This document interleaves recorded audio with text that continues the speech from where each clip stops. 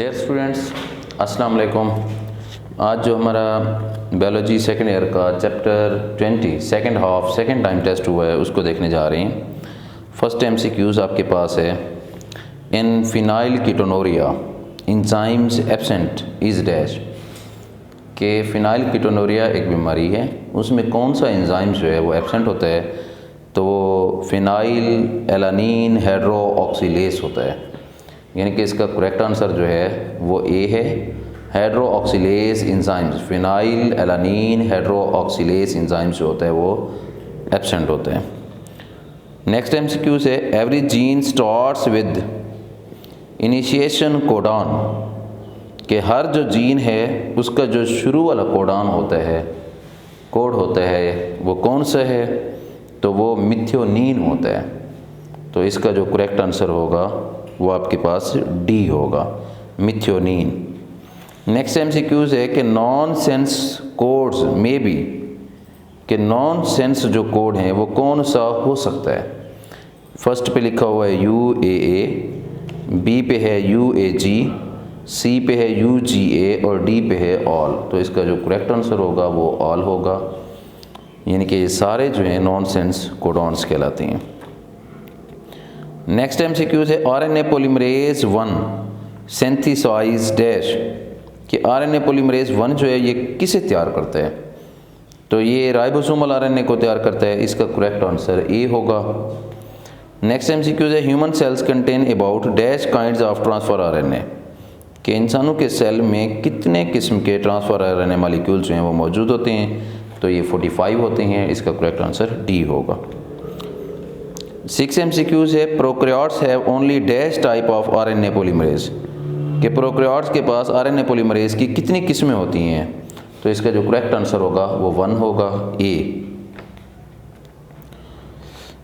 Next आपके पास है sequence of nucleotides that determines the amino acid of protein is called dash यानी कि न्यूक्लियोटाइड्स की सीक्वेंस को, जो अमीनो एसिड की सीक्वेंस को बयान करती है किसी भी प्रोटीन में, तो हम उसे क्या नाम देते हैं, उसे जीन कहा जाता है। तो इसका करेक्ट आंसर बी होगा, जीन। नेक्स्ट MCQ है कि dash cells can not survive in a minimal medium.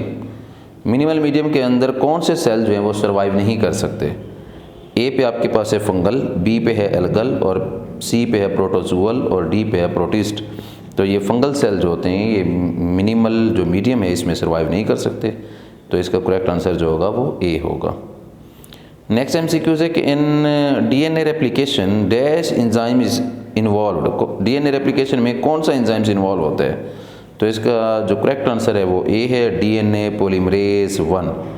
B पे लिखा हुआ है DNA पॉलीमरेज 2, सी पे RNA पॉलीमरेज 1 और डी पे RNA पॉलीमरेज 2 लिखा हुआ है। तो करेक्ट आंसर ए होगा, DNA पॉलीमरेज 1।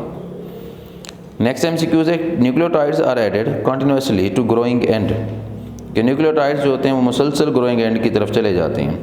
तो किस स्ट्रैंड की तहत जाते हैं, तो लीडिंग स्ट्रैंड होता है। तो इसका करेक्ट आंसर ए होगा, लीडिंग स्ट्रैंड। नेक्स्ट है कि dash attaches the fragment of DNA कौन सी ऐसी चीज़ है जो DNA के फ्रेगमेंट्स को जोड़ती है, यानी कि इसमें हमने एंजाइम्स का बताना है कौन सा ऐसे एंजाइम्स है जो DNA के जो टुकड़े हैं उन्हें आपस में अटैच कर देते हैं। तो अटैचमेंट के लिए हमेशा DNA लाइगेज इस्तेमाल होता है। तो इसका करेक्ट जो आंसर होगा वो बी होगा, DNA ligase.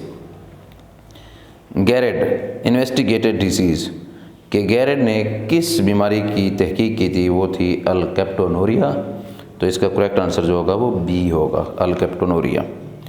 In 1953 dash describe complete sequence of amino acid कि 1953 में किसने अमीनो एसिड की सीक्वेंस को बताया था, बयान किया था, वो सेंगर था, F सेंगर यानी कि फ्रेडरिक सेंगर ने। तो इसका करेक्ट आंसर डी होगा। नेक्स्ट MCQ है कि translation is a dash step of central dogma. Central dogma का जो स्टेप है, जो मरहला है ट्रांसलेशन, वो कौन सा होगा, फर्स्ट होगा, सेकंड होगा, थर्ड होगा या नहीं होगा। तो ये करेक्ट जो आंसर होगा वो बी है, सेकंड, यानी कि second step of central dogma है। नेक्स्ट MCQ है कि dash travels to ribosomes and assemble amino acids into polypeptides के कौन है जो राइबोसोम्स की तरफ जाते हैं और अमीनो एसिड्स को पॉलीपेप्टाइड में जोड़ देते हैं, तो वो मैसेंजर RNA होते हैं। तो करेक्ट आंसर ए होगा, messenger RNA travels to ribosomes and assemble amino acid into a polypeptides. Hairpin stops the synthesis of dash. Hairpin जो होते हैं, हेयरपिन जो होते हैं, hairpin stops the synthesis of dash. Hairpin किस की तैयारी को रोक देते हैं? तो वो आपके पास है ए, आरएनए पॉलीमरेज, यानी कि आरएनए पॉलीमरेज की तैयारी को रोक देते हैं।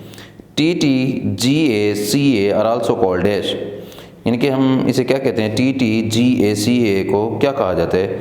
इसे 35 सीक्वेंस भी कहा जाता है। Thank you very much.